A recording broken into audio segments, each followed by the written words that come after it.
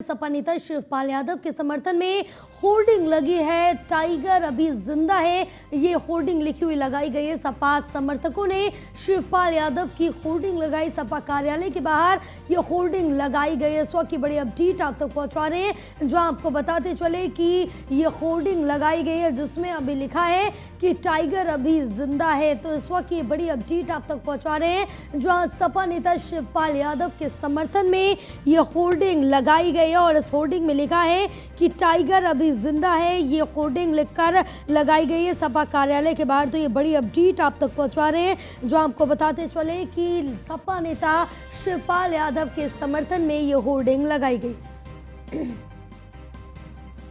में लिखा है कि टाइगर अभी जिंदा है और सपा समर्थकों ने शिवपाल यादव की ये होर्डिंग लगाई है। सपा कार्यालय के बाहर ये होर्डिंग लगाई गई है। इस वक्त की बड़ी अपडेट आप तक पहुंचा रहे हैं, जो आपको बताते चले कि जो ये होर्डिंग है सपा कार्यालय के बाहर सपा कार्यकर्ताओं के द्वारा लगाई गई है और इसमें जो समाजवादी पार्टी नेता है शिवपाल यादव, उनके समर्थन में ये होर्डिंग लगाई गई और इस होर्डिंग में लिखा है कि टाइगर अभी जिंदा है। ये लिखकर होर्डिंग लगाई गई है। तो ये बड़ी अपडेट आप तक पहुंचा रहे, क्योंकि जो ये होर्डिंग है वो शिवपाल यादव के समर्थकों के द्वारा लगाई गई। उनका समर्थन करने के लिए ये होर्डिंग लगाई गई है। हमारे साथ हमारे सहयोगी अश्विनी द्विवेदी हमारे साथ लाइव जुड़े हुए हैं। अश्विनी, क्योंकि आप जिस तरह से देखिए कि जो शिवपाल यादव के समर्थक हैं उनके द्वारा ये होर्डिंग लगाई गई जिसमें लिखा है कि टाइगर अभी जिंदा है।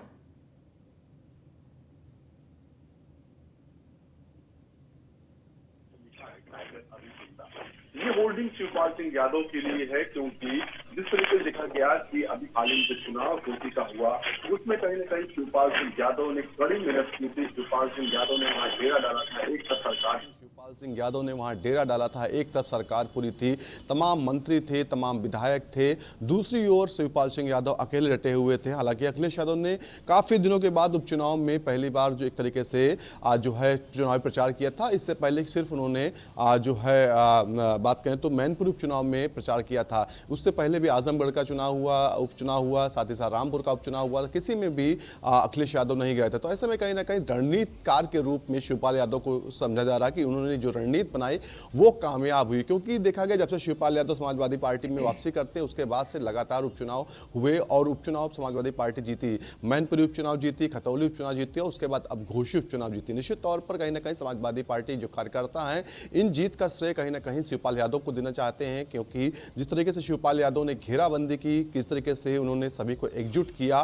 क्योंकि शिवपाल सिंह यादव के बारे में कहा जाता है कि अगर समाजवादी पार्टी का कोई चाणक्य है तो वो शिवपाल यादव है, क्योंकि इससे पहले भी देखा गया जब 2012 की सरकार बनी थी या उससे पहले जब सरकारें बनी उस दौरान भी शिवपाल सिंह यादव की भूमिका बहुत ही अहम रही थी। हालांकि 2017 के चुनाव में शिवपाल सिंह यादव जो है समाजवादी पार्टी से अलग हो गए थे और करारी हाथ का सामना समाजवादी पार्टी को करना पड़ा था। लेकिन जब से शिवपाल सिंह यादव ने वापसी की है तब से कहीं ना कहीं समाजवादी पार्टी है वो फिर से एक बार खड़ी होने की कोशिश कर रही है। क्योंकि जो उनका आगे की राजनीति है, उनकी जो रणनीति है कहीं ना कहीं वो काफी महत्वपूर्ण है और सपा के लिए शिवपाल यादव कहीं ना कहीं एक आगामी राजा की भूमिका भी निभाते हैं कि उनके पीछे अगर आप चलते जाओगे तो कहीं ना कहीं आप अंतिम छोर तक जरूर पहुंच जाओगे।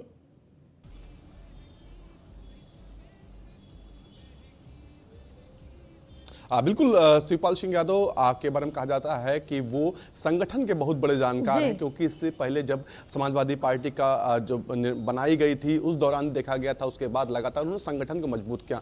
पिछले अगर 5 से 6 सालों की बात करें तो समाजवादी पार्टी का जिलों में संगठन तक ध्वस्त हो गया। जो उनका कोर वोटर था, यादव वोटर जो कहा जाता है, मुस्लिम वोटर, वो तक उनसे छिटकने लगे थे। तो ऐसे में कहीं ना कहीं समाजवादी पार्टी को एक ऐसे चाणक्य की जरूरत थी जो सबको एक साथ ला करके समाजवादी पार्टी को एक साथ खड़े करने के काम करे। हालांकि नेताजी थे वो ये चीज करते थे, लेकिन उनके ना रहने के बाद सबसे सीनियर नेताओं में बात करें तो शिवपाल सिंह यादव ही बचते हैं। तो ऐसे में कहीं ना कहीं पारिवारिक रूप से भी, राजनीतिक तौर पे भी शिवपाल सिंह यादव को सभी ने स्वीकार किया है। अब अखिलेश यादव भी शिवपाल को कहीं ना कहीं स्वीकार करेंगे, क्योंकि इससे पहले भी चुनाव हुए, अखिलेश यादव ने पूरी जोड़ तोड़ किया, लेकिन उसके बावजूद भी उपचुनाव हारते रही। लेकिन जब से शिवपाल यादव ने वापसी की तो कहीं ना कहीं समाजवादी पार्टी का जो आपसी मतभेद था, अंदर खाने में चल रहा था, वो दूर हुआ। सब एक साथ आए, पूरा परिवार एक साथ आया, सैफई परिवार। उसके अलावा जो जिलों में संगठन संगठन तितर-बितर हो गया था, उसको एक साथ खड़ा करने का काम शिवपाल यादव ने किया। जब उपचुनाव घोषित का होना था, उस दौरान भी देखा गया शिवपाल ने बयान दिया था कि मैं घोसी में ही डेरा डालूंगा और वहां के जो लोग हैं, जो नेता हैं, जो समाजवादी पार्टी से नाराज हो चुके हैं, उनको एक बार फिर मनाया जाएगा। निश्चित तौर पर पिछले अगर 6 सालों की बात करें,